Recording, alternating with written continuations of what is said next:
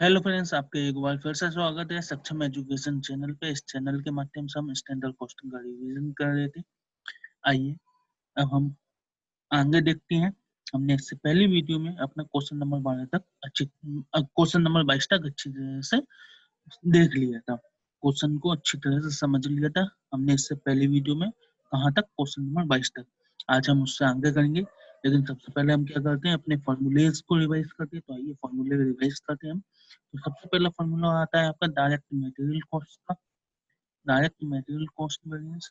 तो इसमें पहला होता है आपका टोटल कॉस्ट वेरिएंस या कॉस्ट वेरिएंस। ठीक है, टोटल वेरिएंस या कॉस्ट वेरिएंस। ठीक है, इसके दो भाग होते हैं, पहला प्राइस वेरिएंस, दूसरा आपका यूजेस वेरिएंस। ठीक है, इसके बाद यूजेस वेरिएंस के आपके दो भाग होते हैं, पहला मिक्स वेरिएंस, दूसरा आपका यील्ड वेरिएंस। ठीक है, एक मिक्स वेरिएंस, दूसरा आपका यील्ड वेरिएंस। ठीक है, आपके मोस्टली जो मेन वो हैं फॉर्मूलेस डायरेक्ट मटेरियल के, वो इधर ही खत्म हो जाते हैं। लेकिन इसमें एक और फॉर्मूला वो होता है आपका direct material purchase price variance. ठीक है, उसका क्या फॉर्मूला होता है, हमें किस तरह से आता है। इसके बाद आपके जो फॉर्मूलेज आते हैं वो आते हैं डायरेक्ट लेबर वेरिएंस से संबंधित। तो इसमें सबसे पहला फॉर्मूला आपका आता है टोटल वेरिएंस या कॉस्ट वेरिएंस। ठीक है, इसके तीन भाग होते हैं, पहला आपका रेट वेरिएंस, दूसरा आपका आइटल टाइम वेरिएंस, तीसरा आपका एफिशिएंसी वेरिएंस। ठीक है, इसके बाद एफिशिएंसी वेरिएंस के आपके दो भाग होते हैं, पहला मिक्स वेरिएंस जिसे हम गैंग वेरिएंस के नाम से भी जानते हैं, दूसरा आपका यील्ड वेरिएंस जिसे हम सब एफिशिएंसी वेरिएंस के नाम से भी हम जानते हैं। ठीक है, इसके बाद आपके आते हैं fix overhead variances. Fix overhead variances में सबसे पहला वेरिएंस आता है आपका टोटल वेरिएंस या कॉस्ट वेरिएंस। ठीक है, इसके दो भाग होते हैं, पहला एक्सपेंडिचर वेरिएंस, दूसरा आपका वॉल्यूम वेरिएंस। ठीक है, इसके बाद वॉल्यूम वेरिएंस के दो भाग होते हैं, पहला आपका मिक्स वो पहला आपका कैपेसिटी वेरिएंस। वॉल्यूम वेरिएंस के दो भाग होते हैं, पहला कैपेसिटी वेरिएंस, दूसरा एफिशिएंसी वेरिएंस। ठीक है, इसके बाद कैपेसिटी वेरिएंस के दो भाग होते हैं, पहला रिवाइज कैपेसिटी वेरिएंस, दूसरा आपका कैलेंडर वेरिएंस। ठीक है, इसके बाद आपका जो वेरिएंसेस आते हैं वो किससे रिलेट होते हैं, वो आपका रिलेट करता है वेरिएबल ओवरहेड से। तो वेरिएबल ओवरहेड में सबसे पहला जो फॉर्मूला आता है वो आपको होता है टोटल वेरिएंस या कॉस्ट वेरिएंस। ठीक है, पहला फॉर्मूला क्या होता है वेरिएबल ओवरहेड में, पहला टोटल वेरिएंस या कॉस्ट वेरिएंस। इसके दो भाग होते हैं, जिसमें पहला होता है आपका एफिशिएंट वो एक्सपेंडिचर वेरिएंस जिसे हम स्पेंडिंग वेरिएंस भी कहते हैं, दूसरा आपको होता है एफिशिएंसी वेरिएंस। ठीक है, इसके बाद आपका सीधा जो फॉर्मूले आते हैं वो आपके सेल से रिलेटेड होते हैं। तो सेल से रिलेटेड आप दो तरीके के फॉर्मूले निकाल सकते हो, एक तो on the basis of turnover and value, और दूसरा आप किस तरीके से मार्जिन के बेसिस पे। दोनों में पार्ट्स आपके सेम होते हैं। ठीक है, तो सेल्स वेरिएंस में पहला आता है आपका सेल्स वेरिएंस। ठीक है, इसके दो भाग होते हैं, पहला प्राइस वेरिएंस, दूसरा आपका वॉल्यूम वेरिएंस। ठीक है, इसके बाद वॉल्यूम वेरिएंस के दो भाग होते हैं, पहला मिक्स वेरिएंस, दूसरा आपका क्वांटिटी वेरिएंस। ठीक है, इसके बाद क्वांटिटी वेरिएंस के दो भाग होते हैं, पहला मार्केट साइज वेरिएंस, दूसरा आपका market share variance. I hope आपने अच्छी तरह से फॉर्मूलेस को रिवाइज कर लिया होगा मेरे साथ। ठीक है, अब इस वीडियो में हम सीधे क्वेश्चन पे ना आके हम अपनी अभी अपना जो बैलेंस पार्ट रह गया था थ्योरी में वो देखेंगे। क्यों? क्योंकि इस बैलेंस पार्ट की इस वीडियो में हमें जरूरत पड़ेगी। तो बैलेंस पार्ट में कुछ नहीं, सिंपल सा रह गया था, क्या था, रिकंसिलिएशन रह गए थे। तो रिकंसिलिएशन किस किस के, बजटेड, स्टैंडर्ड प्रॉफिट और एक्चुअल प्रॉफिट की रिकंसिलिएशन किसके बीच में हम बनाएंगे, एक तो बजटेड प्रॉफिट, स्टैंडर्ड प्रॉफिट या एक्चुअल प्रॉफिट के बीच में आपका रिकंसिलिएशन स्टेटमेंट बनेगा। तो पहला जो आपका बनेगा वो बनेगा budgeted profit to actual profit हम देखेंगे। तो इस वीडियो में हम पहला देखेंगे रिकंसिलिएशन स्टेटमेंट, वो किस किस के बीच में देखेंगे, बजटेड टू एक्चुअल प्रॉफिट। ठीक है, तो बजटेड टू एक्चुअल प्रॉफिट में है तो सबसे पहले हम क्या लेते हैं, बजटेड प्रॉफिट। ठीक है, जो भी आप हमने बाहर के कॉलम में ले लिया, तो बजटेड प्रॉफिट की होती है budgeted quantity into budgeted margin. ठीक है, अब हम इसमें क्या करेंगे, इफेक्ट देंगे किसका, with respect to variances. Variances के हम इफेक्ट देंगे, उसके बाद हम क्या निकालेंगे, एक्चुअल प्रॉफिट। ठीक है, क्यों हम वेरिएंसेस का इफेक्ट क्यों देंगे, क्योंकि हमें पता है वेरिएंसेस क्या होता है, केवल कुछ नहीं होता, वो हमारा डिफरेंस होता है between a budgeted profit and actual profit. जब हम उसका इफेक्ट दे देंगे तो हम एक चीज से दूसरी चीज पे इजीली चले जा सकते हैं। जैसे हम बजटेड प्रॉफिट में इफेक्ट दे देंगे वेरिएंसेस का, मीन्स हमने डिफरेंसेस का इफेक्ट दे दिया, तो हमारे अल्टीमेटली आएगा क्या, एक्चुअल प्रॉफिट। ठीक है भाई, हम इसमें करेंगे रिकंसिलिएशन का मतलब होता भी यही है कि हम एक पॉइंट को उठाएं, उसके बाद उसमें जो भी डिफरेंस है दूसरे पॉइंट से उन सबका एडजस्टमेंट करें, फिर हम पाए दूसरा पॉइंट। ठीक है, तो भाई इसमें हमारा एक पॉइंट क्यों हो गया, बजटेड प्रॉफिट। इसमें हमने इफेक्ट दे दिया अपने सभी वेरिएंसेस। तो हमें पता है कौन कौन से वेरिएंसेस होते हैं। पहला मटेरियल वेरिएंस होता है, तो मटेरियल वेरिएंस में वही हमने पहला कॉस्ट ले लिया, फिर कॉस्ट के दो भाग कर लिए, प्राइस और यूजेस, अगर हम निकाल सकते हैं तो। अगर यूजेस के भी निकाल सकते हैं तो हमने क्या ले लिए, मिक्स और यील्ड वाले के इफेक्ट ले लिए। ठीक है, उसके बाद मटेरियल के बाद क्या आता है, लेबर। तो लेबर में पहला आपका कॉस्ट वेरिएंस होता है, उसके बाद रेट, आइडल टाइम और एफिशिएंसी होता है। उसके बाद एफिशिएंसी में आपका क्या होता है, मिक्स और सब एफिशिएंसी, वो हमने ले लिया। इसके बाद आपका क्या आता है, इसके बाद आपके आते हैं, हाँ, इसके बाद आपका वेरिएबल ओवरहेड का ले रखा है। तो वेरिएबल ओवरहेड में हमें पता है तीन होते हैं, पहला कॉस्ट, दूसरा एक्सपेंडिचर, तीसरा एफिशिएंसी। ठीक है, इसके बाद आपका क्या आता है, फिक्स ओवरहेड का। तो फिक्स ओवरहेड में कॉस्ट होता है, कॉस्ट के दो भाग एक्सपेंडिचर और वॉल्यूम, वॉल्यूम के दो भाग कैपेसिटी और एफिशिएंसी। अब इसके बाद हमारे पास कैपेसिटी से भी ऊपर अगर इंफॉर्मेशन है अंदर की, तो हाँ हम क्या निकालेंगे, रिवाइज कैपेसिटी और कैलेंडर। ठीक है, इसके बाद हम क्या लेते हैं, सेल मार्जिन वेरिएंस का। हमने क्या लिया, सेल मार्जिन वेरिएंस। ठीक है, तो सेल मार्जिन वेरिएंस में क्या, sale margin price variance, volume variance, ठीक है, मिक्स वेरिएंस और क्वांटिटी वेरिएंस। ठीक है, तो इस तरीके से हमने इन सबका इफेक्ट किया, तो हमारे पास क्या आ गया, एक्चुअल प्रॉफिट। ठीक है, आई होप आपको पहला रिकंसिलिएशन स्टेटमेंट तरीके से समझ में आ गया होगा।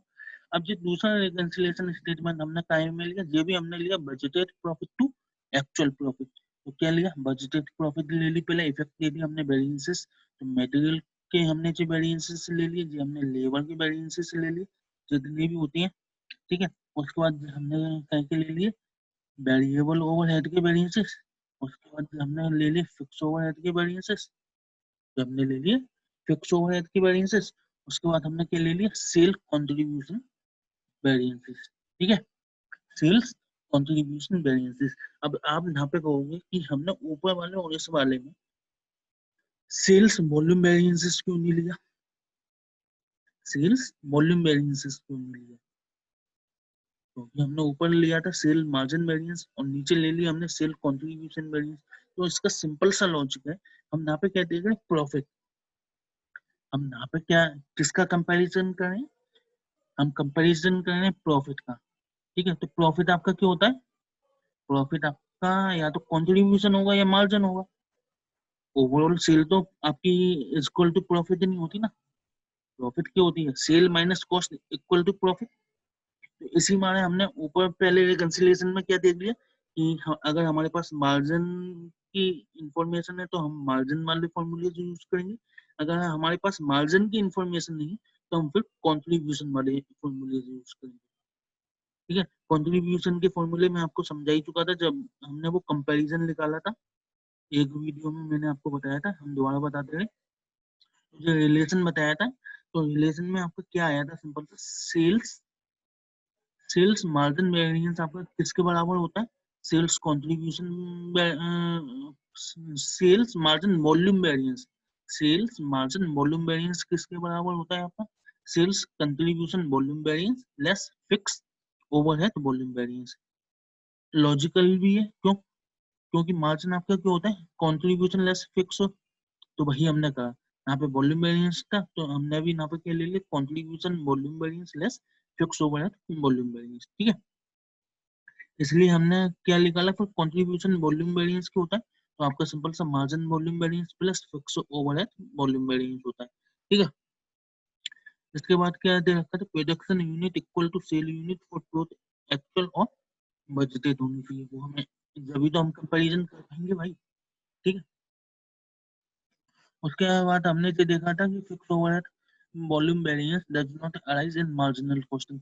इसका मैंने लॉजिक भी दिया था, मिस अगर आप मार्जिनल कॉस्टिंग यूज कर रहे हो तो हम केवल क्या निकालेंगे, expenditure variance, fix overhead expenditure variance, उसके बाद की हम नहीं निकालेंगे। क्यों, ये मैंने आपको बता चुका है, ठीक है। उसके बाद कंट्रीब्यूशन के फॉर्मूले आए, तो कंट्रीब्यूशन वॉल्यूम वेरिएंस जो होता है, वॉल्यूम का सेल वॉल्यूम वेरिएंस का क्या फॉर्मूला होता है, सेम वही आपका जो कंट्रीब्यूशन का होता है। तो क्या standard contribution per unit, standard contribution per unit, उसका इनटू काय में करेंगे actual quantity less budgeted quantity में, actual quantity less budgeted quantity में। और लॉजिकल भी यही होता है जो हमने अभी तक सब पढ़ चुके हैं, उसमें भी यही था, ठीक है। ऐसे मिक्स वेरिएंसेस में क्या होगा, कंट्रीब्यूशन मिक्स वेरिएंसेस में वो सेल वाले को हम रिप्लेस कर देंगे यहाँ पे। तो क्या standard contribution per unit into actual quantity less revise actual quantity.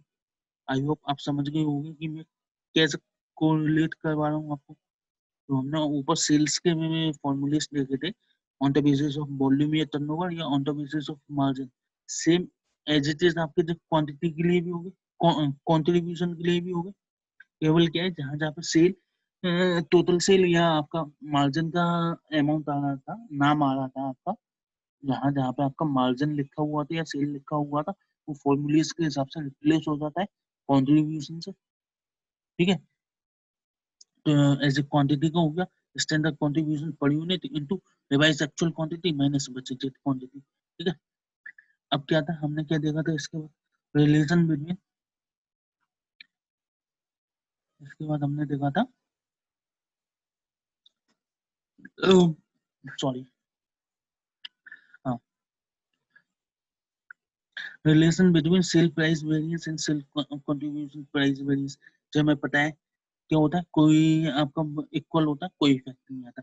इस price variance cell price variance आपको किसी का भी हमेशा आपका सेम रहेगा, किससे सेम रहेगा जो हमने वॉल्यूम में निकाला है, क्योंकि प्राइस वेरिएंस हम वॉल्यूम में ही तो निकाल सकते हैं इजीली, ठीक है। अब क्या relation between sale volume variance and sale contribution volume variance, तो मींस सेल वॉल्यूम वेरिएंस आपका क्या होता है, सेल वॉल्यूम वेरिएंस आपका क्या होगा, टोटल सेल आगे, टोटल सेल पे ही तो निकालेंगे सेल वॉल्यूम वेरिएंस, ठीक है। अब कंट्रीब्यूशन में क्या, कंट्रीब्यूशन वॉल्यूम वेरिएंस निकालना है, इसलिए हमने सेल वॉल्यूम वेरिएंस में इंटू कर दिया क्या का बजटेड पीवी रेशियो का, तो आपका सेल कंट्रीब्यूशन वॉल्यूम वेरिएंस आ जाएगा, ठीक है। अब आपका लास्ट रिकंसिलिएशन स्टेटमेंट आता है between standard profit to actual profit, standard से एक्चुअल में हम जाएंगे। तो सिंपल स्टैंडर्ड हमने ले लिया प्रॉफिट, वही सब इफेक्ट दे दो आप वेरिएंसेस के। तो पहले हमने कॉस्ट का दे दिया, कॉस्ट में वही 500 फॉर्मूले आ गए, लेवल का हमने दे दिया, लेवल में 6 फॉर्मूले आ गए आपके, ठीक है। उसके बाद हमने क्या कर दे दिया, उसके बाद वेरिएबल ओवरहेड का हमने दे दिया, उसमें 3 और है। उसके बाद हमने फिक्स ओवरहेड का दे दिया, ठीक है। उसके बाद हमने सेल मार्जिन का दे दिया, अगर हम मार्जिन की इंफॉर्मेशन दे रखी है, अदरवाइज हम क्या दे देंगे, कंट्रीब्यूशन का, ठीक है। अदरवाइज हम क्या दे देंगे, कंट्रीब्यूशन का, ठीक है। ऐसे हमारी एक्चुअल प्रॉफिट आ जाएगी। अब आप देखो जो स्टैंडर्ड वाले में नॉट एप्लीकेबल किया गया है मार्जिन में, मिक्स और क्वांटिटी, ठीक है। इसके ऊपर हम देख लेते हैं कुछ है क्या।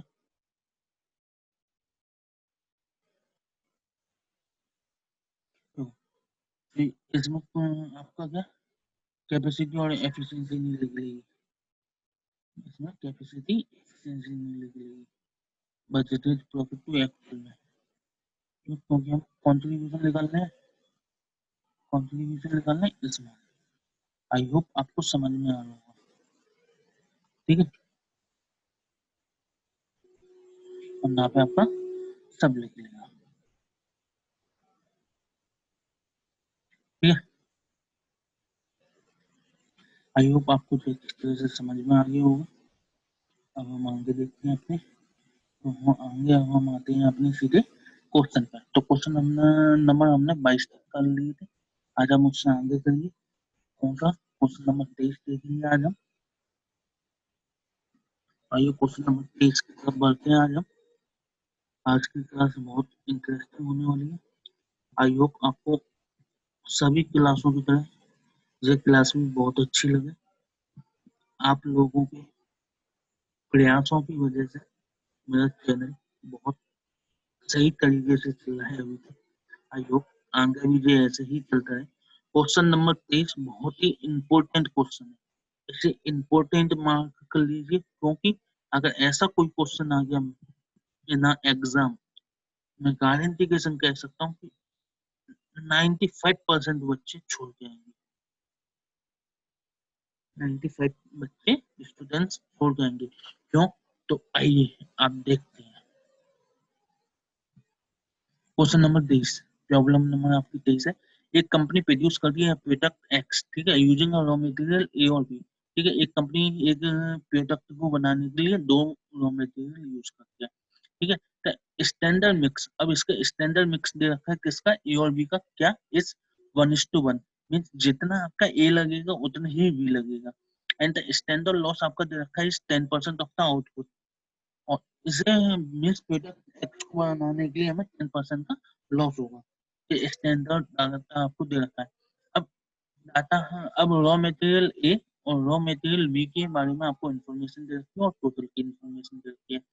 तो क्या है, standard price of raw material आपको दे रखा है पर केजी, कितना है, ए का 24 रुपए, बी का 30 रुपए। ठीक है, एक्चुअल इनपुट मीन्स एक्चुअल में जो हमने मिक्स करा वो दे रखा है, ए का हमें पता नहीं, बी का हमें पता है कि 70 केजी हमने मिक्स करा।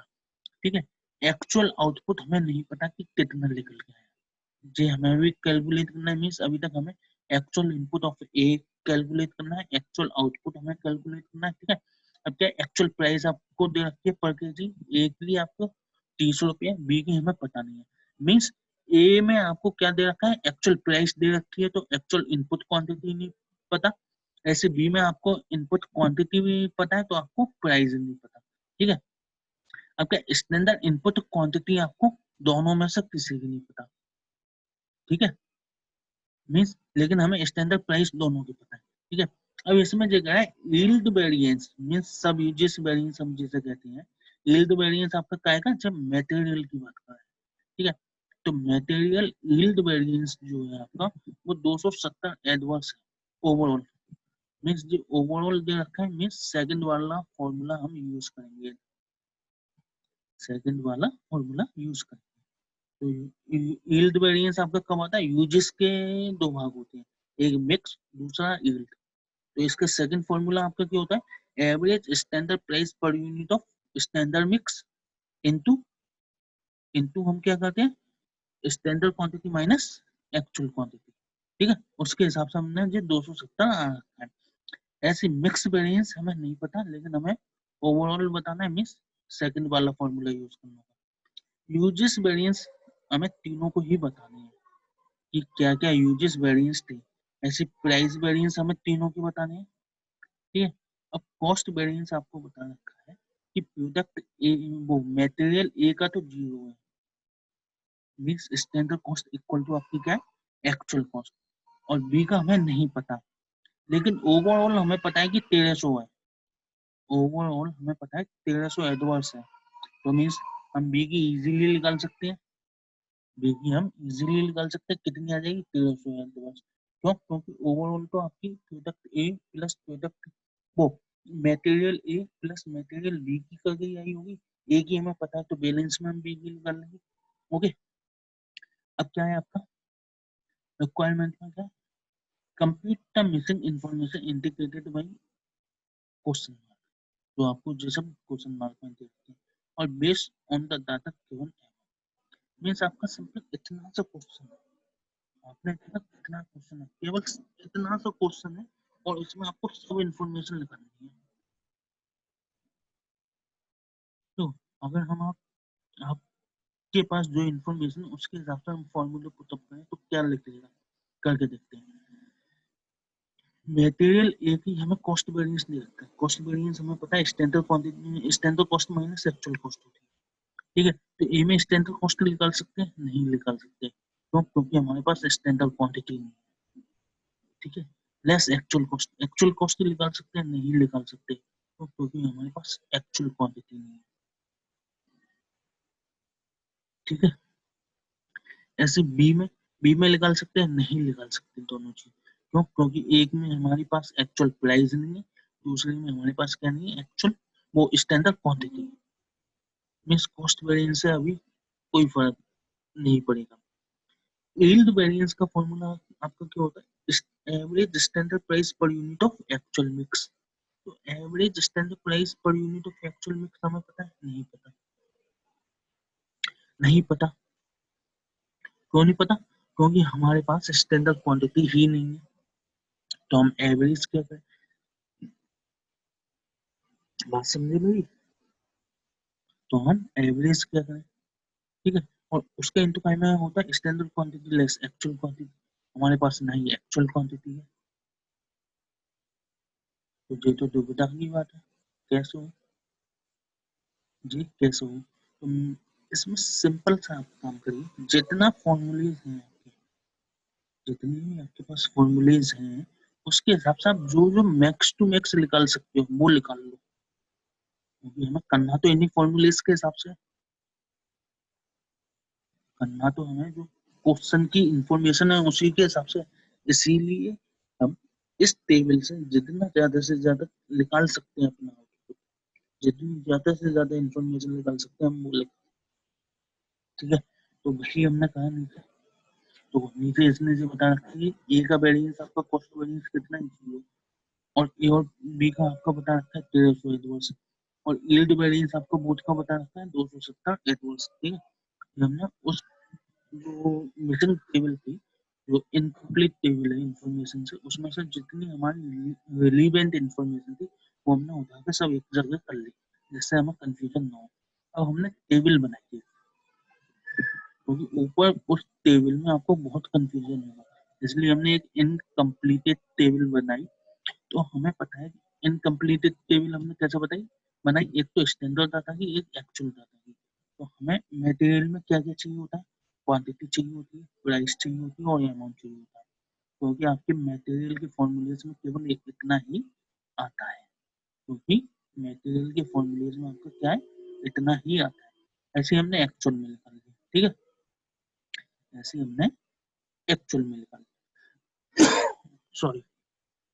तो एक और बी की आपकी जैसे जैसे इंफॉर्मेशन थी हमने वो फिल अप करी, तो आपके पास ए और बी की कोई भी स्टैंडर्ड क्वांटिटी नहीं थी, वो हमने छोड़ी। लेकिन हाँ, हमारे पास स्टैंडर्ड प्राइस पर यूनिट दे रखे थे, तो वो हमने लिख लिया। अब हमारा टोटल स्टैंडर्ड कॉस्ट नहीं आ पाई, क्यों? क्योंकि हमारे पास स्टैंडर्ड क्वांटिटी नहीं है। ऐसी एक्चुअल में ए की क्वांटिटी तो नहीं थी एक्चुअल की, लेकिन हाँ बी की आपको दे रखी थी सबका। ठीक है। ऐसी एक्चुअल में ए का प्राइस दे रखा था, बी का नहीं था, इसमें हम इसमें भी ये नहीं निकाल पाएंगे। ठीक है। अब आपको क्या दे रखा था? उसके बाद हमें कॉस्ट वेरिएंस बता रखा है मटेरियल ए का। मटेरियल ए का कॉस्ट वेरिएंस कितना बता रखा है? 0। हमें पता है कॉस्ट वेरिएंस क्या होता है? Standard cost minus actual cost. ठीक है। तो हमने अब मान लिया, हमने माना कि जो स्टैंडर्ड क्वांटिटी है वो क्या है? S Q A, standard quantity of A. उसका हम इनटू कैसे करेंगे? ए की स्टैंडर्ड इससे 2024। ठीक है। इसमें से लेस कर देंगे एक्चुअल, तो एक्चुअल हमने मान ली ए क्यू ए इंटू 30। क्यों? क्योंकि हमारे पास ए की ही इतनी इंफॉर्मेशन है। तो इसे हमने सॉल्व करके क्या पाया कि एस क्यू ए आपके किसके इक्वल हो जाएगा? 1.25 A Q A. Okay. 1.15 A Q A. ठीक है। सिंपल सा है। जे ऐसे क्यू आपका इधर आ गया, 30 ए क्यू ए में डिवाइड हमने कर दिया 24 का, तो आपका ये आ जाएगा। तो आपको एक को क्या बता पता है? यील्ड वेरिएंस का। तो मटेरियल यील्ड वेरिएंस का फॉर्मूला क्या होता है आपका? मटेरियल यील्ड वेरिएंस का क्या फॉर्मूला होता है आपका? Average standard price per unit of standard mix into total standard quantity less actual quantity. ठीक है। तो ये आपको कितना बता रखा था? 270। अब आपको क्या एवरेज निकालना है, तो एवरेज हम कैसे निकालते हैं? एवरेज हम कैसे निकालते हैं? टोटल आपकी standard cost divided by total quantity. तो हमने ए की हमने मान ली कि एस क्यू ए है क्वांटिटी, तो उसकी आगे ऐसे हमने बी की मान ली कि एस क्यू बी है। ठीक है। इसमें हमने डिवाइड कर दिया S Q A plus S Q B का। आई होप आपको इतना समझ में आ गया होगा, और समझाने की वैसे इसमें कोई बात है नहीं। क्या करा हमने? जो आपकी मिसिंग फिगर थी हमने उसे मान के पुटअप कराए और अपना फॉर्मूले के हिसाब से चले। ठीक है। अब क्या करते हैं आप? इनटू करके इसका काम है standard quantity less actual quantity में। स्टैंडर्ड क्वांटिटी हमने क्या मानी, S Q A plus S Q B, ठीक है। ऐसे एक्चुअल हमने ए की मानी क्योंकि बी की तो हमें नहीं रखी है, तो ए की हमने क्या मानी, ए क्यू ए प्लस 70, ठीक है। आपका ये हो गया। अब आप एक चीज समझिए, हमें ऊपर स्टैंडर्ड मिक्स बता रखा था कि हमारे पास इंफॉर्मेशन क्या थी, जितनी हम क्वांटिटी ए की इनपुट करेंगे उतनी ही हम क्या की करेंगे, बी की। इसलिए हम क्या कह सकते हैं, S Q A equal to S Q B. क्यों? क्योंकि हमारा मिक्स क्या है, 1:1 का। क्योंकि हमारा मिक्स है 1:1 का, तो वही हमने कहा कि हमने एक फिगर को रिप्लेस कर दी। तो हमने क्या करा, बी को हमने कैसे रिप्लेस कर दिया, ए से। जैसे ये देखिए यहाँ पे पहले बी था, अब ए आ गया,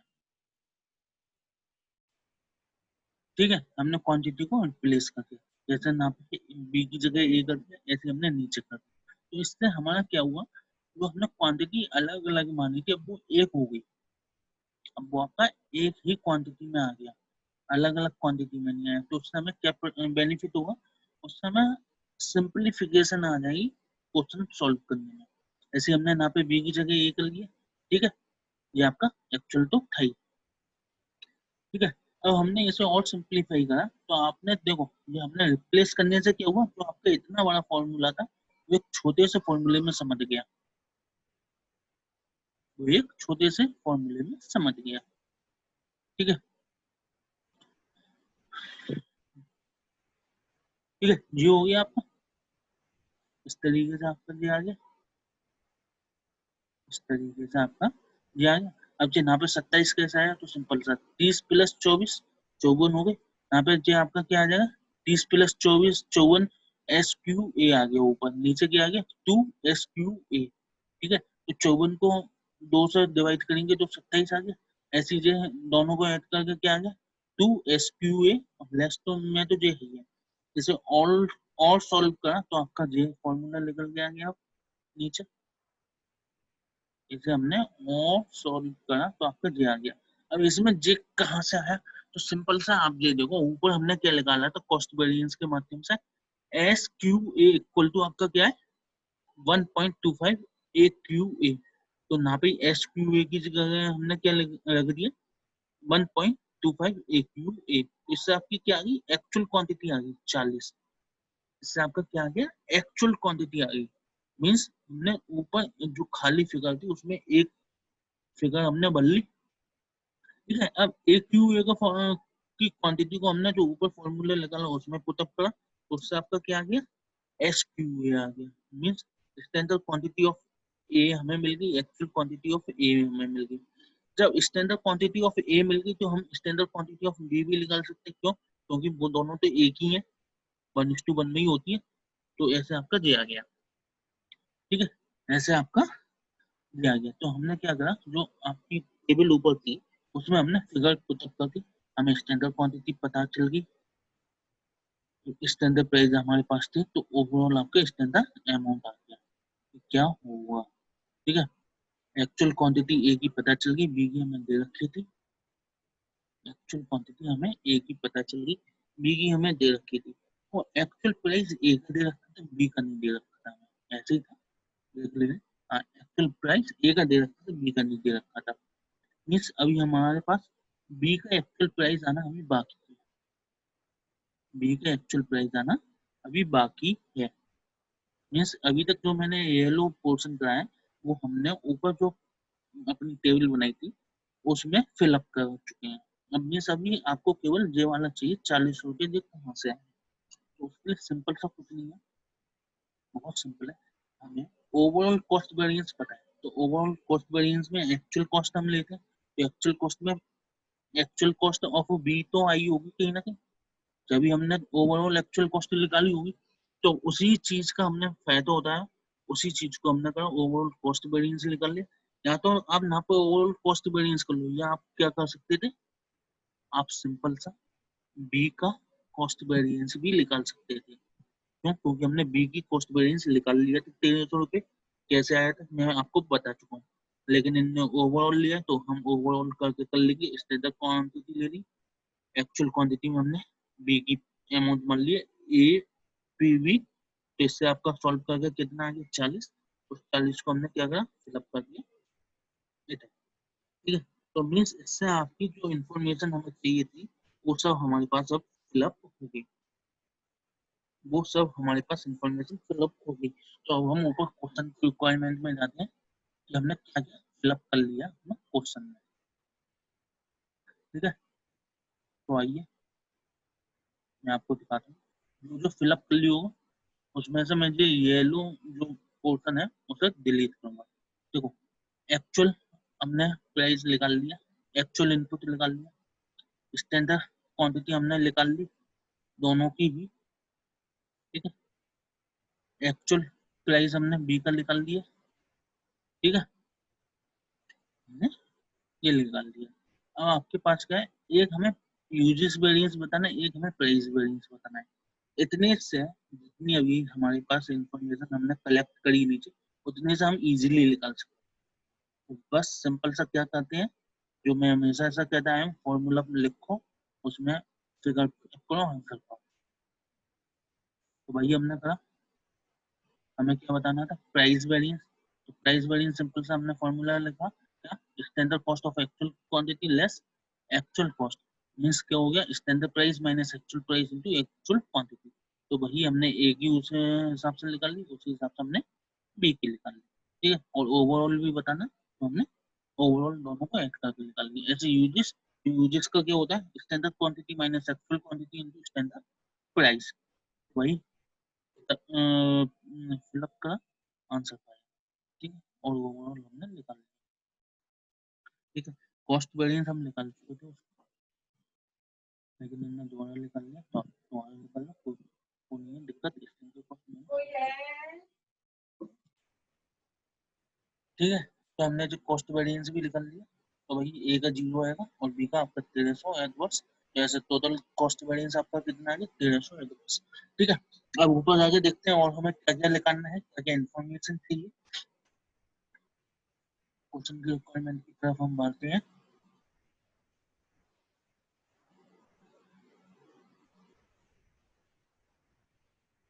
तो देखो, आपका जी हो गया था, ये सब हो गया था। इसके बाद हमने यूसेज वेरिएंस प्राइस वेरिएंस निकाल दिए। ठीक है, अब हमें क्या चाहिए, एक मिक्स वेरिएंस चाहिए, टोटल क्वांटिटी चाहिए आउटपुट की। ठीक है, आपका जे भी हो गया था। मीन्स आपके केवल दो चीजें रहेगी, एक मिक्स वेरिएंस, एक आपकी टोटल आउटपुट की क्वांटिटी। ठीक है, तो मिक्स वेरिएंस पे आते हैं हम पहले।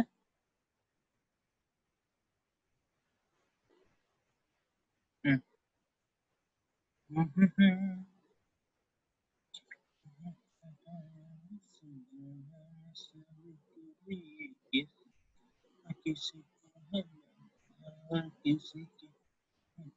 देखो, मिक्स वेरिएंस आपका क्या होता है, मिक्स वेरिएंस का क्या फॉर्मूला होता है, total actual quantity into average standard price per unit of standard mix less average standard price per unit of actual mix. तो देखो, स्टैंडर्ड मिक्स का आपके पास डाटा है, ये एक्चुअल क्वांटिटी आपके पास है। अब हमें क्या चाहिए, standard price of actual mix. Actual mix हमें पता है कि कितनी है, 110 केजी। मीन्स अब इसका स्टैंडर्ड प्राइस तो हमें चाहिए ना, तो वही हमने जो ऊपर जो टेबल है इसमें हमने जो स्टैंडर्ड कॉस्ट निकाल लिया actual mix. Standard cost of actual mix कैसे, actual quantity into standard price, जो आपको अच्छी तरह से आता है। ठीक है, ये इस टाइप की हमने क्वेश्चन बहुत कर रखे हैं। तो वही जो आ गई आपकी, तो इससे क्या आ गया, मिक्स वेरिएंस। यील्ड वेरिएंस ने निकाल के निकालने की जरूरत नहीं थी, क्यों, क्योंकि ऊपर आपका दे रखा है। ठीक है, अब उसमें एक और चीज पूछी थी, क्या, कि हमें एक्चुअल क्वांटिटी बतानी है, एक्चुअल आउटपुट बताना है हमें। तो आपको स्टैंडर्ड का डाटा दे रखा था कि हमें 10% का लॉस होता है, स्टैंडर्ड का डाटा दे रखा था कि हमें 10% का लॉस होता है। तो इसीलिए हमने स्टैंडर्ड इनपुट से हमने क्या निकाला, स्टैंडर्ड का आउटपुट। स्टैंडर्ड इनपुट से हमने क्या निकाला, स्टैंडर्ड आउटपुट। ठीक है, अब ये क्यों निकालना, बात तो ये आती है ना, ये क्यों निकालना। इस सिंपल सा इसलिए निकाला क्योंकि हमें पता है स्टैंडर्ड किस बेसिस पे लेते हैं, एक्चुअल बेसिस पे। हम स्टैंडर्ड जो यूनिट लेते हैं वो किस बेसिस पे लेते हैं, एक्चुअल के बेसिस पे। इसलिए हम कह सकते हैं कि जो आपका स्टैंडर्ड आउटपुट होगा, जो आपकी इंफॉर्मेशन के हिसाब से स्टैंडर्ड आउटपुट निकल के आया है, वही आपका एक्चुअल आउटपुट होगा। तो वही हमने जो कहा, और हमने जो नोट में भी कह रखा है कि actual output and standard output are always equal numerically in any material variances analysis। Logical भी है, क्यों? क्योंकि मैंने आपको रीजन दे दिया कि हम स्टैंडर्ड किसके बेसिस पे निकालते हैं, एक्चुअल के बेसिस पे। इसलिए means standard equal to actual होता है, तो उसी बेसिस पे जो हमने निकाल दिया। आई होप आपको क्वेश्चन नंबर 30 बहुत अच्छी तरीके से समझ में आया होगा। इसमें मैंने आपको प्रॉपर टाइम दिया है, जितना ज्यादा से ज्यादा मेरे को टाइम देना चाहिए था। मींस इससे कम अगर टाइम देता तो इस क्वेश्चन के संग बेईमानी होती, और हमें किसी भी क्वेश्चन के रिगार्डिंग कोई भी बेईमानी नहीं करनी। इसीलिए मैंने आपको भरपूर समझाने का प्रयास करा है। आई होप आपको अच्छी तरह से समझ में आ गया होगा। अगर आ गया है तो प्लीज लाइक करिए, शेयर करिए, और मेरे चैनल को सब्सक्राइब करिए। चैनल का नाम आपको पता है क्या है, सक्षम एजुकेशन। ठीक है, सक्षम एजुकेशन के नाम से आप सर्च करें, आपको चैनल दिखाई दे जाएगा। ठीक है, अब हम आते हैं अपने नेक्स्ट क्वेश्चन पे। क्वेश्चन नंबर 24 आपका क्या है?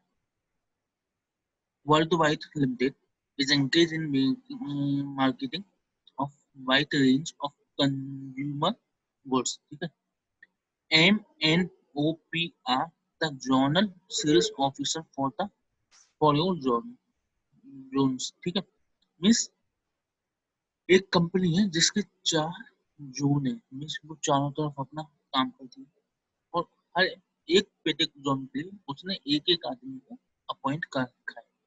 ठीक है, the company fix annual sale target for them individually।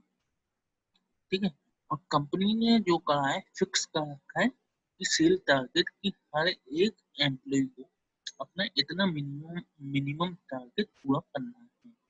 ठीक है, उसके बाद आपके पास क्या दे रखा है, you are furnishing with the following. आपके पास और इंफॉर्मेशन है क्या, standard cost of sale target in respect of MNOPR 5,00,000, 3,75,000, 4,00,000, 4,25,000 respectively. Means उस सेल टारगेट को अचीव करने के लिए आपकी कुछ कॉस्ट आएगी, वो आपको इंडिविजुअल वाइज बता रखी है कि इतनी इतनी कॉस्ट आएगी। ओके, आगे क्या कह रहा है, MNOP respectively earn 29,900, 23,500, 24,500, 25,800 as commission at 5% on actual sale affected by them during the previous year। Means इसने बता दिया कि हमारी एक्चुअल सेल कितनी हुई, वो हम यहाँ से निकाल सकते हैं। कैसे निकाल सकते हैं, क्योंकि इसने हमें बता रखा है कि इन सभी जनों ने, जो 4% थे, इन चारों ने इतना इतना कमीशन कमाया है ऑन द सेल, और किसी रीजन से 5%। ठीक है, तो इस बेसिस से हम ओवरऑल अपनी एक्चुअल सेल निकाल सकते हैं। The relevant variances are as computed by the qualified cost accountant are as under। अब कुछ इसमें क्या दे रखा है, वेरिएंसेस, तो सभी इंडिविजुअल्स के बारे में बता रखा है कि सेल प्राइस वेरिएंस क्या है, सेल वॉल्यूम वेरिएंस क्या है, और sale margin mix variance. Means ऊपर वाले दोनों आपको किस बेसिस पे है, on the basis of turnover. नीचे वाला आपका काय के बेसिस पे, मार्जिन के। क्यों? क्योंकि जी यहाँ पे मार्जिन नाम आ गया। ठीक है, क्योंकि इधर मार्जिन नाम लिखा है। तो इसमें बता रखा है प्राइस वेरिएंस आपका 4,000 फेवरेबल, 6,000 एडवर्स, 5,000 एडवर्स, 2,000 एडवर्स। ऐसी वॉल्यूम वेरिएंस आपका कितना था, 6,000 एडवर्स, 26,000 फेवरेबल, 15,000 फेवरेबल, 8,000 फेवरेबल था। ठीक है, ऐसे मार्जिन मिक्स वेरिएंस आपको बता रखा है 14,000 एडवर्स, 8,000 फेवरेबल, 17,000 फेवरेबल, और 3,000 एडवर्स। अब रिक्वायरमेंट क्या है, अब रिक्वायरमेंट क्या है? पहली रिक्वायरमेंट है compute the amount of sale target fix, compute the amount of sale target fixed and the actual amount of margin earned in case of each of the journal sale officer। ठीक है, ऊपर वाली information के हिसाब से हमें एक तो टारगेट सेल बतानी है कि हमने क्या टारगेट सेल, और दूसरा बताना है कि एक्चुअल में कंपनी ने कितना अर्न करा, मार्जिन का मतलब कितना नेट प्रॉफिट आया। ठीक है, तो सबसे पहले आप देखो ऊपर वाली इंफॉर्मेशन के हिसाब से हम एक्चुअल सेल निकाल सकते हैं, हमने वो निकाली, कमीशन दे रखा था सबका, इस कमीशन के हिसाब से हमने क्या निकाली, एक्चुअल सेल। कैसे? Commission divided by commission percentage करते हैं, तो 100% वैल्यू आपकी जगह आ गई सेल की। ठीक है, अब आपको ऊपर क्या बता रखा था, सेल वेरिएंस से संबंधित, सेल वैल्यू वेरिएंसेस से संबंधित दो फॉर्मूले दे रखे थे, दो वेरिएंसेस दे रखे थे, एक तो प्राइस वेरिएंस और एक वैल्यू वॉल्यूम वेरिएंस। मींस आपका जो सेल है टारगेट सेल, वो अफेक्टेड किन दो की वजह से हुई, एक तो प्राइस की वजह से, एक वॉल्यूम की वजह से। मींस एक्चुअल में अगर इन दोनों को प्लस माइनस कर दिया जाए तो आपके पास क्या आ जाएगी, सेल का टारगेट। क्यों? क्योंकि इन दो के अलावा आपका और कोई भी सेल वेरिएंसेस नहीं दे रखा with respect to value. Margin के लिए दे रखा है आपको तीसरा वाला, लेकिन वैल्यू के लिए नहीं दे रखा, इसलिए जो हमने क्या कहा, एक्चुअल सेल में प्लस माइनस करा क्या का, प्राइस वेरिएंस का और क्या का, वॉल्यूम वेरिएंस का। तो हमने क्या पाया, टारगेट सेल। यही हमसे पूछा गया था। आई होप आपको अच्छी तरह से समझ में आ गया होगा कि मैं क्या समझाना चाह रहा हूँ। तो आप देख लीजिए, देखो कहता 4000, 6000, 5000, 2000, वही हमने क्या करा, 4000, 6000, 5000, 2000, और जो क्या है आपका 6000, 26000, 15000, 8000, 6000, 26000, 15000, 8000। इसमें से फेवरेबल और एडवर्स का ध्यान रखना। फेवरेबल आपका टारगेट सेल है, उसमें से लेस होगा, वो एक्चुअल सेल में से लेस होगा, एडवर्स आपका ऐड होगा। ठीक है, तो जी 5,98,000 में प्लस का 4,000, तो आपका कितना हो गया, 5,94,000, प्लस का 6,000, तो आपका क्या आ गया, 6,00,000। जी क्यों करा, फेवरेबल को माइनस और एडवर्स को प्लस। तो आप सिंपल सी बात समझिए, आपका जो सेल वेरिएंसेस होते हैं उसमें कैसा होता है, कैसा होता है, एक्चुअल माइनस बजटेड। एक्चुअल हमारे पास है, एक्चुअल है, अब हमें क्या जाना है, बजटेड पे जाना है, टारगेट सेल मींस बजटेड से। ठीक है, अब जो यहाँ पे फेवरेबल आ रहा है मिस, आपका एक्चुअल ज्यादा होगा जो भी, तो फेवरेबल आया तो एक्चुअल माइनस बजटेड होता है, इसलिए फेवरेबल आ रहा है। अब हमें बजटेड माना लाना है, तो मीन्स अगर हम उस एक्चुअल में से जो फेवरेबल माइनस कर दे तो आपका बजट के बराबर हो जाएगा, इसीलिए हमने फेवरेबल को माइनस करा। ऐसे एडवर्स को अगर प्लस कर दे तो बजटेड के बराबर हो जाएगा, इसलिए हमने एडवर्स को प्लस करा। तो हमने क्या पाया अपना बजटेड, बजटेड सेल। ठीक है, आई होप आपको अच्छी तरह से समझ में आ गई होगी। अब हमें दूसरा क्या बताना था इसमें, दूसरा हमें बताना था कि एक्चुअल मार्जिन आपका कितना है।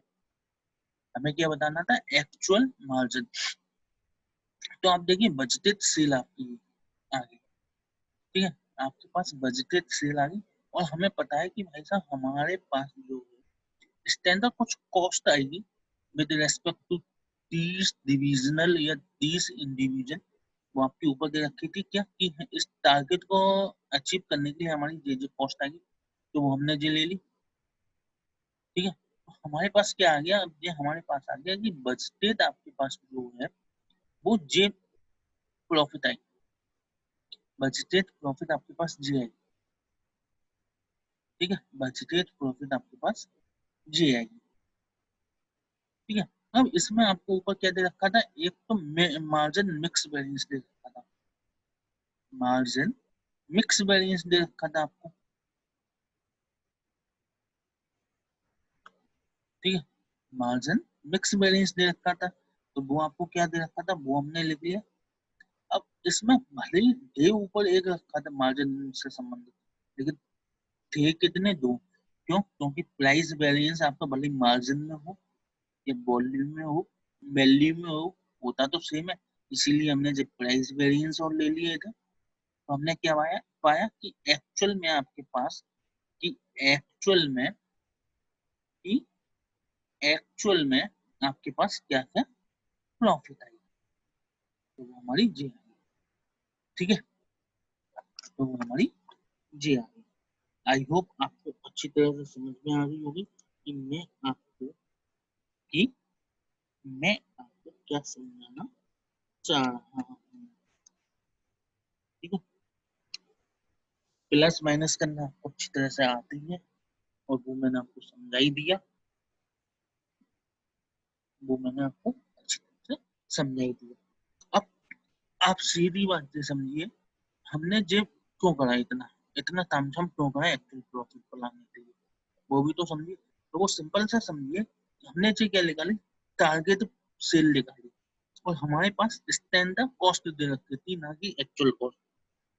अगर एक्चुअल कॉस्ट दे रखी होती तो हम क्या करते, एक्चुअल सेल में से लेस एक्चुअल कॉस्ट कर देते, आपकी इक्वल टू क्या आ जाता, मार्जिन। अब क्या स्टैंडर्ड दे रखी है तो इसलिए हमने क्या निकाला, पहले स्टैंडर्ड या बजटेड मार्जिन निकाला, उसमें हमने इफेक्ट क्या दिया, वेरिएंसेस का। क्योंकि हमने ऊपर अभी जब क्लास चालू करी थी फॉर्मूले रिवाइज करने के बाद हमने क्या देखा था, रिकंसिलिएशन स्टेटमेंट, रिकंसिलिएशन देखा था क्या कि बजटेड से जाने, बजटेड प्रॉफिट से हम अगर एक्चुअल में जाए तो वेरिएंसेस का प्लस माइनस कर दे। वही फॉर्मूला हमने इधर लगाया कि हमारे पास बजटेड मार्जिन आ गया, अब एक्चुअल पे हमें जाना है तो हमें क्या करना पड़ेगा, वेरिएंसेस का प्लस माइनस करना पड़ेगा। भाई हमने इधर कर दिया, और वेरिएंसेस अब जो मार्जिन है तो हम मार्जिन मान ले लेंगे, तो हमारे मार्जिन मिक्स का दे रखा था, हमें मार्जिन मिक्स वाला दे रखा था, हमें मार्जिन मिक्स वाला दे रखा था। और हम जानते हैं कि मार्जिन मिक्स प्राइस वेरिएंस या सेल प्राइस वेरिएंस आपका इक्वल होता है, तो हमने वो प्राइस वेरिएंस का इफेक्ट लिया। अब जो आपका हमें क्या जाना है, बजटेड से एक्चुअल में, इसलिए बजटेड में हमने जो एडवर्स वाला माइनस करा, एडवर्स वाला माइनस करा और फेवरेबल वाला प्लस करा। ओके, तो इससे हमने क्या पाया, एक्चुअल में इससे हमने क्या पाया कि एक्चुअल में क्या मार्जिन था, वो आपका इधर। आई होप आपको अच्छी तरह से समझ में आया। ठीक है, अब इसमें इसने नोट में क्या दे रखा है, अब वो देखते हैं।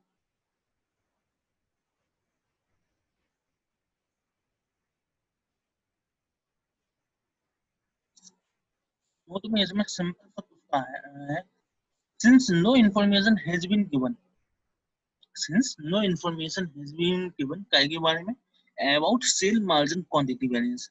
ऑब्वियसली बात है, क्या, क्योंकि हमें मिक्स वेरिएंस ही दे रखा था और प्राइस हमें पता था। ठीक है, तो क्वांटिटी का नहीं दे रखा था, इसी मारे therefore for calculating actual margin the same has been assumed to be zero। Means simple सा आप ये समझो, जो जो कहना चाहता है वो सिंपल सा कहना चाहता है, जो जो इन्फॉर्मेशन थी हमारे पास केवल हमने उसी से एक्चुअल प्रॉफिट निकाला है, उसके अलावा हमने कुछ भी इसमें छेड़छाड़ नहीं करी। ठीक है, तो इस तरह से हमारी फर्स्ट रिक्वायरमेंट कंप्लीट होती है। सेकंड की तरफ हम बढ़ते हैं। सेकंड क्या कह रहे हैं, evaluate overall overall performance of these zonal sales officer taking three relevant base, taking three relevant base। हमें क्या देखनी है, परफॉर्मेंस बतानी ओवरऑल किसकी, उन सभी इंडिविजुअल्स की, किस बेसिस पे, तीन फैक्टर के बेसिस पर, कोई से भी तीन factor, and then recommend whose performance is best. उसके बाद हमें बताना है कि किसकी परफॉर्मेंस हमारी बेस्ट थी। तो देखो हमारे पास जो अभी हमने लिखा ना, इससे हमारे पास क्या क्या आ गया, एक तो देखो हमारे पास स्टैंडर्ड सेल आया, एक्चुअल सेल है, मींस हम अचीव सेल अचीवमेंट के बेसिस पे बता सकते हैं, एक काय के बेसिस पे बता सकते हैं, सेल अचीवमेंट के बेसिस। तो भाई इसने क्या लिखा, स्टेटमेंट बनाया है कि efficiency towards the target sale किसकी कितनी थी, एफिशिएंसी किसकी कितनी थी। तो जो हमने अभी टेबल बनाई थी फर्स्ट रिक्वायरमेंट की, उसमें हम देख सकते हैं। देखो एक्चुअल सेल 5 टन में थी, सेल टारगेट कितनी थी, 6, इसकी अचीव नहीं कर पाया ना, 5 लाख वो 4,50,000 थी, इसने अचीव कितनी करी, 4,70,000 मीन्स इसने अचीव करी। ऐसी जो 4 लाख थी 4,90,000 करी, इसने भी अचीव कर ली। कि 4,25,000 होनी थी सेल टारगेट, इसने कितना करा, 5,16,000। तो भाई इसने बताया कि हाँ इसने अचीव नहीं करा, इन तीनों ने अचीव कर लिया है। ठीक है, अब क्या है, actual sale to target sale ratio. अब इसने बताया कि एक्चुअल सेल आपकी टारगेट सेल का क्या रेशियो हुआ, तो ये सब आपका निकल के आ गया।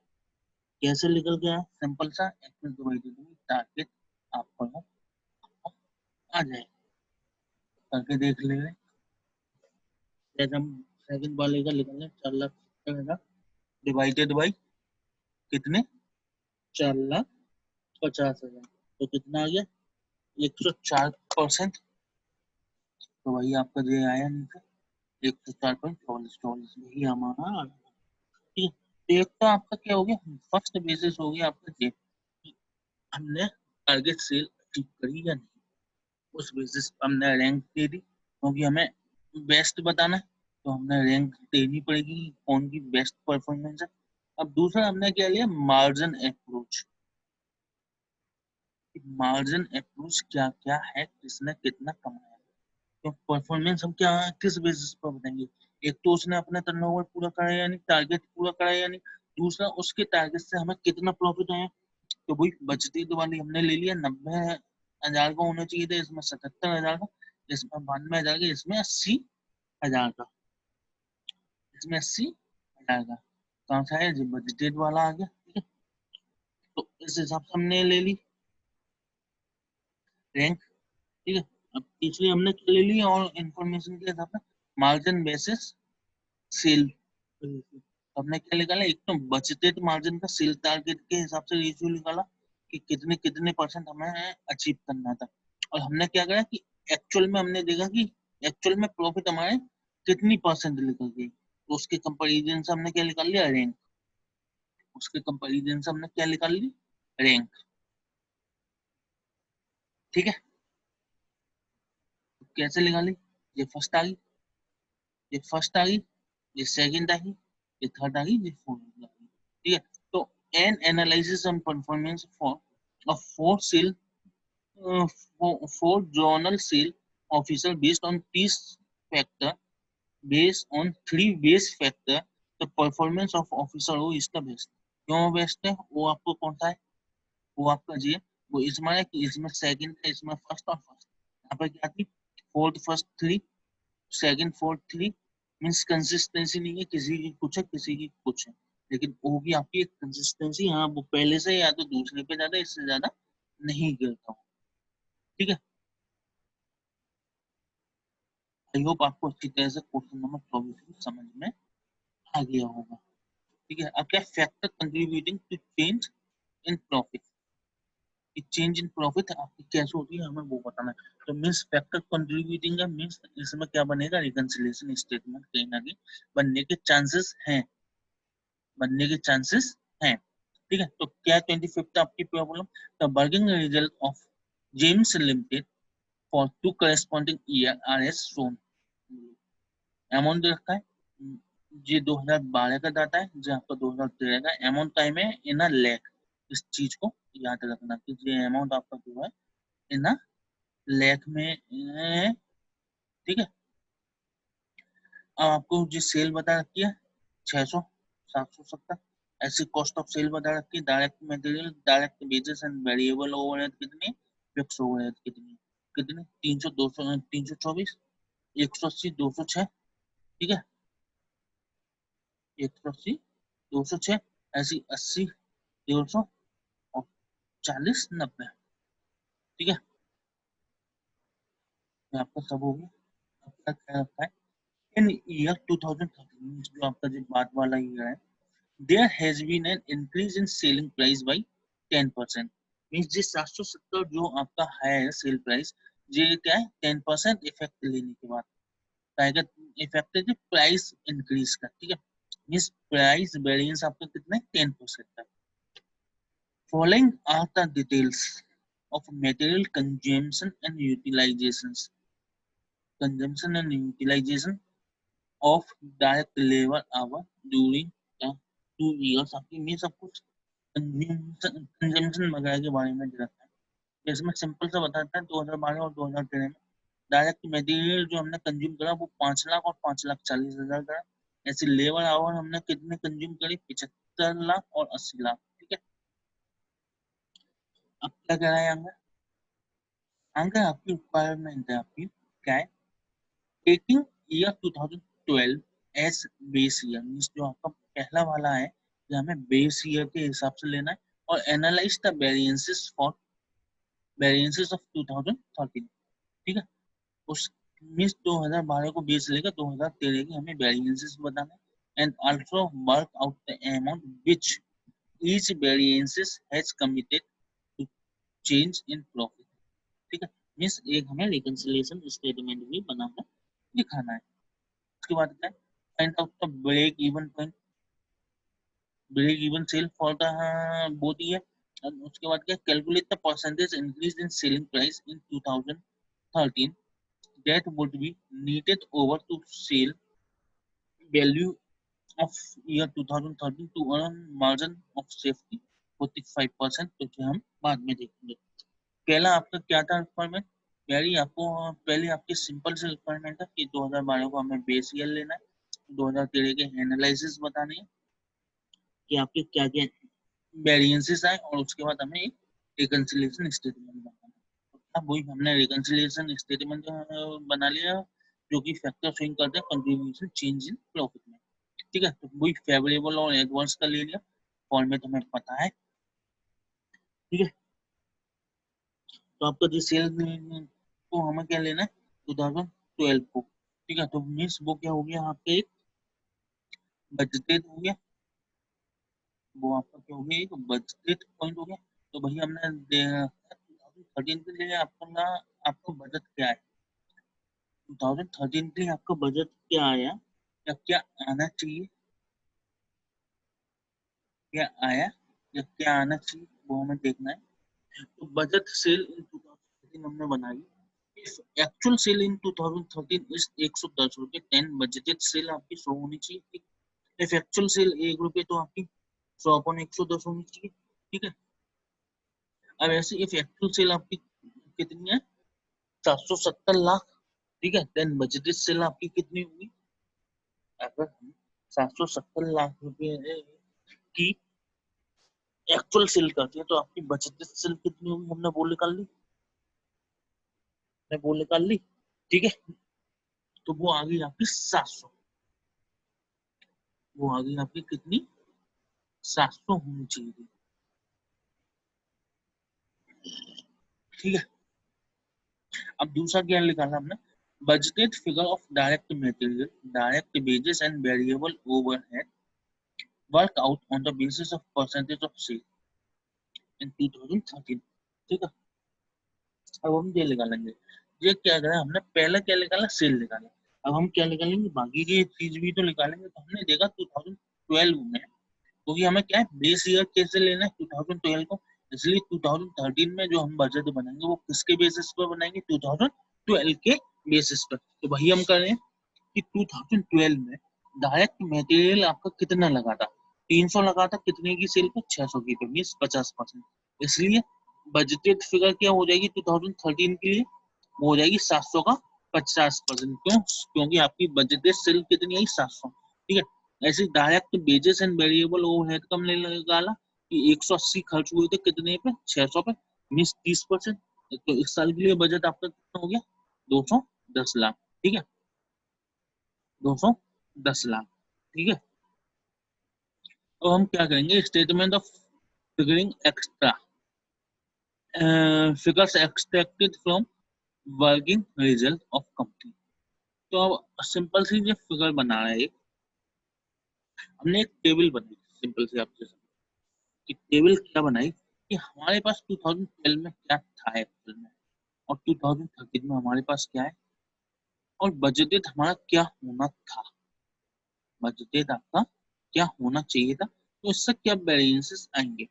तो पहला हमने देखा सेल वेरिएंस, तो सेल वेरिएंस हमें पता है कि 70 रुपए का आया ड्यू टू प्राइस का फेवरेबल है।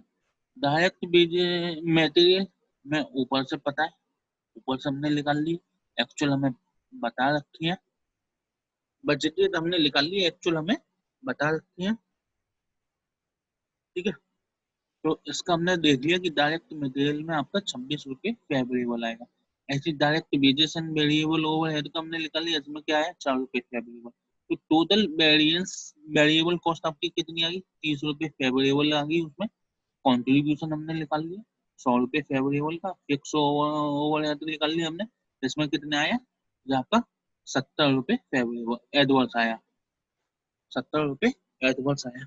अब इसमें हमने फिक्स कॉस्ट का क्यों नहीं निकाला, तो बहुत सिंपल सा लॉजिक है, फिक्स कॉस्ट तो हमेशा सेम रहेगी, इस बारे हमने बजटेड के लिए उसका सेल रेशियो के हिसाब से नहीं निकाला था। ठीक है, तो हमने जो प्रॉफिट निकाल ली क्या, 40 की थी, 90 की हुई, बजटेड आपका कितना था, 60 का आना चाहिए था, मीन्स 30 रुपये आपकी क्या है फेवरेबल आई प्रॉफिट। मीन्स बजट हमने बनाया तो उस हिसाब से हमें 60 रुपीज की प्रॉफिट आनी चाहिए थी, लेकिन हमारी आई कितनी, 90 रुपए की, मीन्स 30 रुपए की आपकी क्या आई फेवरेबल आई, किसकी वजह से, तुझे हमने सब निकाल रखा है। अब इसे हमें किसमें प्रोना है, अपने एनालिसिस के हिसाब से प्रोना है, वेरिएंसेस के हिसाब से प्रोना है, तो वही हमने सिंपल सा निकाला। तो देखो, ये तो अभी हमने जो निकाला वो बजट और उसका निकाला। अब बजट और जो 2012 का बेस था उसमें भी तो फर्क था ना,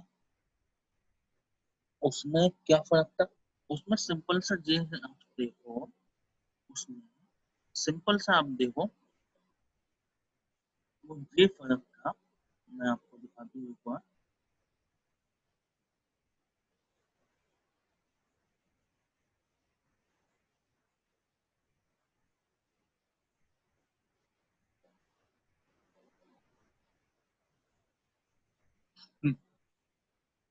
देखो सिंपल सा आप ये देखो, 2013 के लिए जो हमने बजट बनाया उसके हिसाब से प्रॉफिट आपकी कितनी आनी चाहिए थी, 140, लेकिन हमें बेस ईयर कौन सा लेना है, बेस ईयर लेना है हमें दो 2012 का, 2013 के लिए हमने बजट बना लिया, बेस ईयर लेके चलना है हमें 2012 का, 2012 का लेकर चलना है, तो मिस जो आपके 2012 और बजटेड में फर्क है उसका भी तो हमें वो लेना पड़ेगा, प्रॉफिट में चेंज, तभी तो हम बता पाएंगे कि एक्चुअल में जो हमारे चेंजेस आया वो किसकी वजह से आया,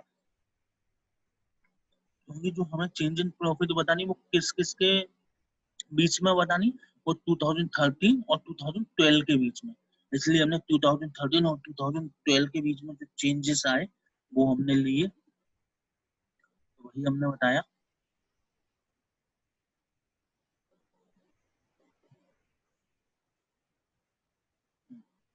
तो वही हमने बताया कि increase in contribution due to increase in volume, जो आपका जो चेंज आया वो वॉल्यूम के हिसाब से वजह से है।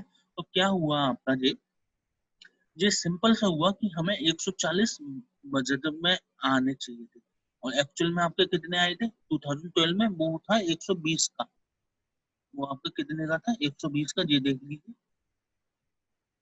कॉन्ट्रीब्यूशन, 80 प्लस 40 120, एक तो ये हम कॉन्ट्रीब्यूशन लेकर चल रहे हैं।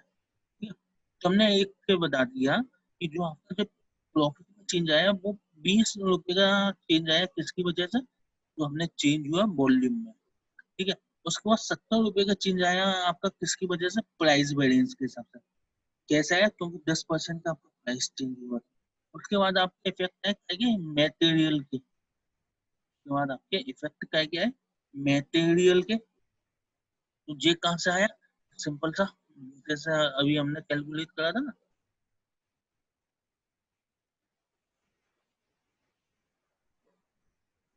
अच्छा ये अभी नहीं आदत छोड़ के चलेगा, सॉरी वर्ड को,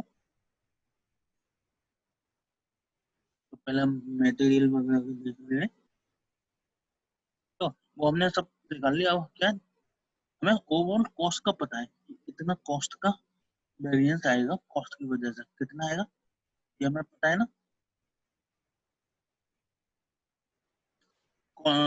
मटेरियल की वजह से 226 रुपये का आएगा।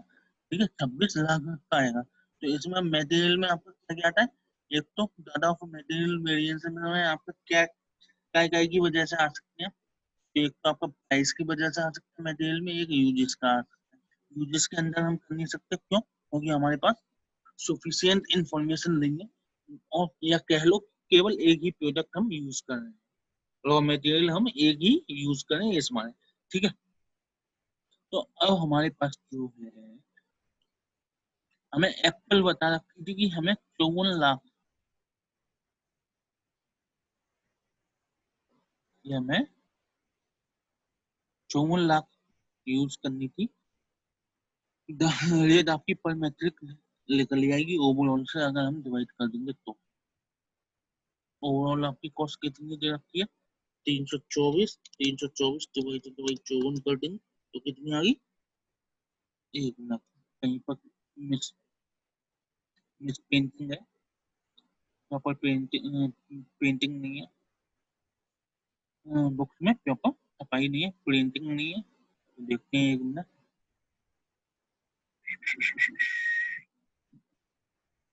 ये देखो 5,40,000 ये, सॉरी मेरे को याद कर लगा, सॉरी 5,40,000 ये, ठीक है। 5,40,000 मटेरियल कंज्यूम होता है कितने पे? 324 लाख पे। तो वही हमने करा,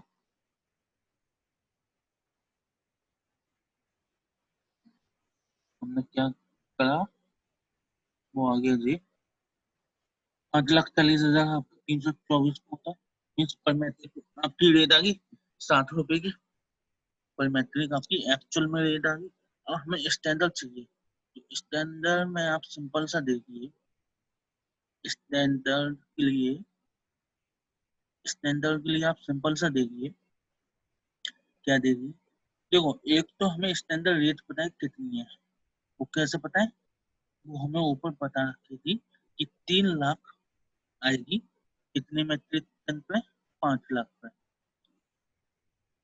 तो देखिए ये 5 लाख कंज्यूम कर दें तो इसकी कॉस्ट कितनी आती है? 3 लाख, ठीक है। ऊपर दे रखी है ना, इसकी कॉस्ट कितनी आती है? 3 लाख, ठीक है। मीन्स इससे हमने एक क्या निकाल लिया? बजटेड प्राइस निकाल लिया कि आपकी कितनी आएगी? 60। बजटेड प्राइस कितनी आएगी आपकी? 60। तो क्वांटिटी आप कैसे निकालोगे? तो क्वांटिटी के लिए आप सिंपल सा है यार, कुछ नहीं है, हमें पता है कि बजटेड आपकी कॉस्ट कितनी आनी है मटेरियल की? 3,50,000, 350, 350 लाख आनी है।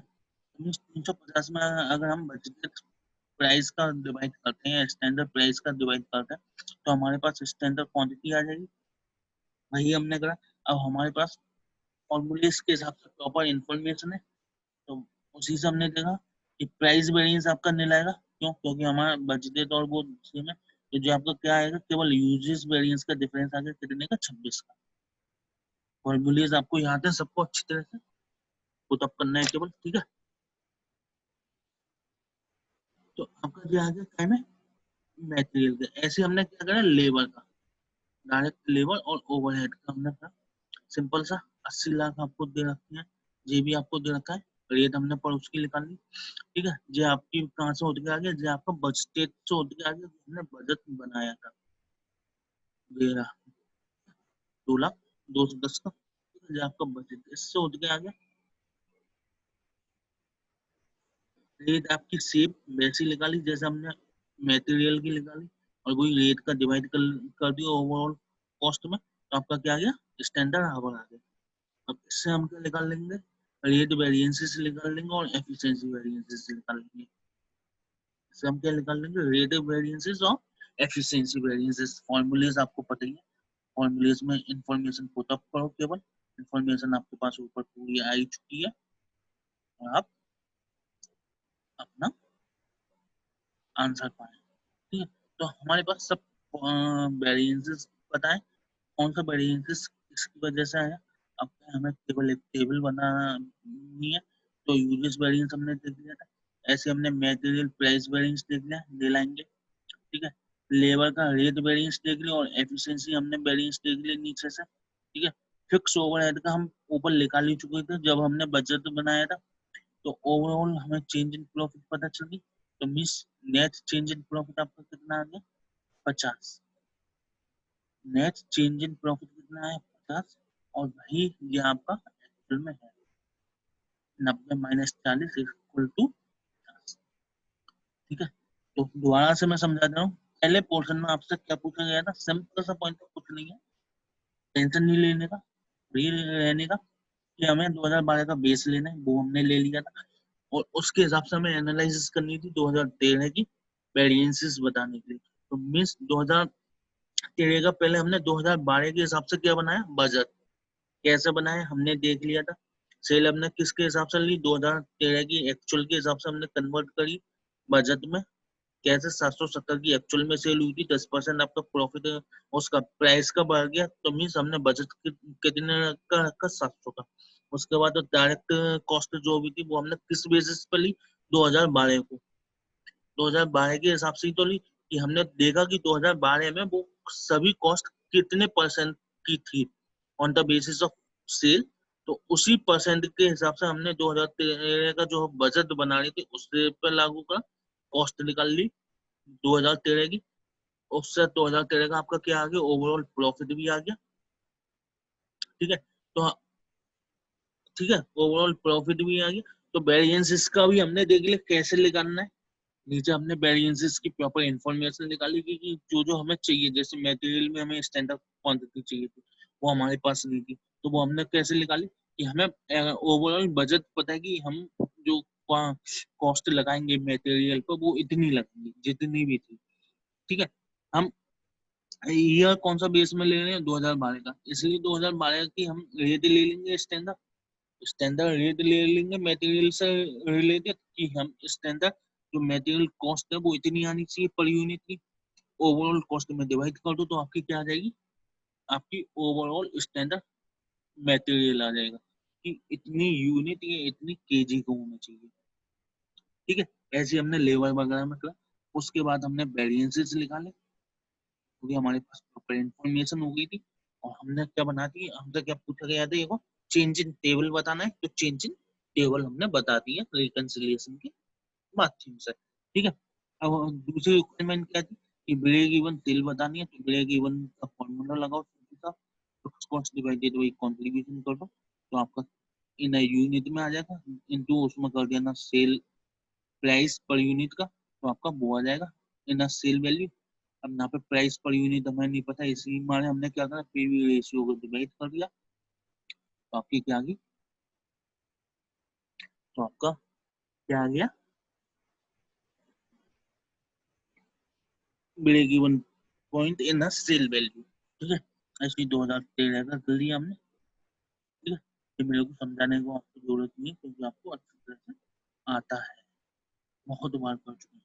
ठीक है, अब तीसरा पॉइंट देखो, तीसरा पॉइंट तो इंटरेस्टिंग लगा। तीसरा क्या कह रहा है, कैलकुलेट परसेंटेज इंक्रीज इन सेल प्राइस, की हमें सेल प्राइस कितनी इंक्रीज करनी है इन 2013 में, that would be needed over the sale value of 2013 to earn a 45% safety margin. Means ये हमें पूछ रहा है कि 2013 में हम सेल प्राइस कितनी बढ़ा कर रखते हैं, जिससे कि आपकी 2013 की जो सेल है वो 45% के सेफ्टी मार्जिन पर चले जाए। मीन्स आप सिंपल से समझे, जब 45% के सेफ्टी मार्जिन में चले जाएगा, तो मीन्स ब्रेक इवन पॉइंट हम निकाल लेंगे क्या, कि 55% को होगा। ब्रेक इवन पॉइंट आपका कितने को होगा, कितने को होगा, 55 का। तो इसलिए रिक्वायर्ड कंट्रीब्यूशन हमारा आ जाएगा, कितने को होना चाहिए, रिक्वायर्ड कंट्रीब्यूशन आपका आ गया। अब जब रिक्वायर्ड कंट्रीब्यूशन आ गया, हमें क्या बताना है, सेल। हमें क्या बताना है, सेल। हमें क्या बताना है, सेल। ठीक है, तो सिंपल सा आप देखिए, सेल में इंक्रीज बताना है, कंट्रीब्यूशन जब आप सेल प्राइस में इंक्रीज करोगे तो उसका कॉस्ट में कोई फर्क नहीं आएगा, उसका कॉस्ट में कोई फर्क नहीं आएगा, जो आप अच्छी तरह से जानते हो। क्यों, क्योंकि हमने केवल चेंज क्या करा, इन अ सेल प्राइस। ठीक है, कॉस्ट जो लगती थी पहले, वो after increase the selling price भी लगेगी। तो इजीली हमने, ये आपकी क्या आ गई, कि हमें कंट्रीब्यूशन चाहिए 272.73 लाख का। ठीक है, और हमें एक्चुअल में पता है एक्चुअल में हमें पता है कि प्रेजेंट में हमारी कितनी कंट्रीब्यूशन आ रहा है, 240। प्रेजेंट में कितना आ रहा है आपका, 240 लाख का। ये कहाँ से आया है, एक बार मैं आपको दिखा देता हूँ। ये देखो, प्रेजेंट में आपका कितना आ रहा है, 150 था फिक्स, 90 की प्रॉफिट मिस 240 आ गया, 240 आ गया। और ब्रेक इवन हम कैसे निकालते हैं, fix divided by PV ratio. ठीक है, तो आई होप आपको समझ में आ गया होगा। तो मीन्स हमने जो निकाला कि फिक्स कॉस्ट अगर आपकी 150 और जो 55% है, तो ओवरऑल आपका कंट्रीब्यूशन कितना होना चाहिए, 272। करेंट का कंट्रीब्यूशन हमें पता है 240 है, मीन्स हमें एक्स्ट्रा कंट्रीब्यूशन और कितना चाहिए, 32.72 जो आपका निकलेगा काय पे, जो हमारा जब तो निकलेगा जब हम सेल प्राइस को इंक्रीज करेंगे, जब हम सेल प्राइस को इंक्रीज करेंगे। और जिस आपने 2013 का जो ब्रेक इवन पॉइंट निकाला था वो कितने पे निकाला था, 770 लाख पे। हमने निकाला तो 770 लाख की सेल पे था, इसलिए हमने देखा कि 770 लाख की सेल पे हमें इतने परसेंट का और प्रॉफिट अभी चाहिए, इतने रुपए का कंट्रीब्यूशन अभी हमें होना चाहिए। मीन्स कितने परसेंट हो गया on the basis of sale, 4.25% की हमें सेल प्राइस और बढ़ाना है, यही हमसे पूछा गया था। आई होप आपको क्वेश्चन नंबर 25 भी अच्छी तरह से समझ में आ गया होगा। आई होप आपको क्वेश्चन नंबर 25 भी अच्छी तरीके से समझ में आ गया होगा। तो आज हमने कौन सा क्वेश्चन करे, आज हमने कौन कौन से क्वेश्चन करे, एक क्वेश्चन नंबर 25 करा, एक क्वेश्चन नंबर 24 करा, एक क्वेश्चन नंबर 23 करा। तो आज हमने 3 क्वेश्चन करे, 23, 24, 25। आई होप आपको ये तीनों क्वेश्चन बहुत अच्छी तरीके से समझ में आ गए होंगे।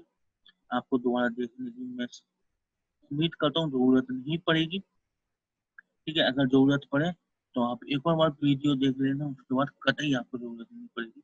आज के लिए हम इस वीडियो में इतने ही रखते हैं, क्योंकि और ज्यादा अननेसेसरी लंबी हो जाएगी ये वीडियो अपनी। ठीक है, हमें अभी तक सब कुछ अच्छी तरह से समझ में आ रहा है, ऐसे ही हम चलेंगे। अगर आपको वीडियोस अच्छी लग रही हो तो प्लीज लाइक करिए, शेयर करिए जितनी ज्यादा से ज्यादा हो सके, जिससे कि और लोगों को भी पता चले कि कुछ ऐसे वीडियोस आ रही हैं जिसमें हम पीएम के थ्रू रिवीजन कर रहे हैं और समझ रहे हैं, रिवीजन ही नहीं कर रहे केवल, हम एक एक क्वेश्चन को अच्छी तरह से समझ भी रहे हैं कि क्वेश्चन क्या कहना चाहता है और किस तरह से सॉल्व होगा। ठीक है, और ऐसी ही वीडियो पाने और ऐसी ही वीडियो पाने के लिए आप मेरे चैनल को सब्सक्राइब करिए और बेल आइकन को प्रेस करिए। इससे पहली वीडियो जितनी भी है उनकी मैं सभी फर्स्ट क्लास की लिंक आपको नीचे दे दूंगा, जिससे कि आपको आसानी रहे मेरी पुरानी वीडियोस को देखने में। Okay, bye bye, take care.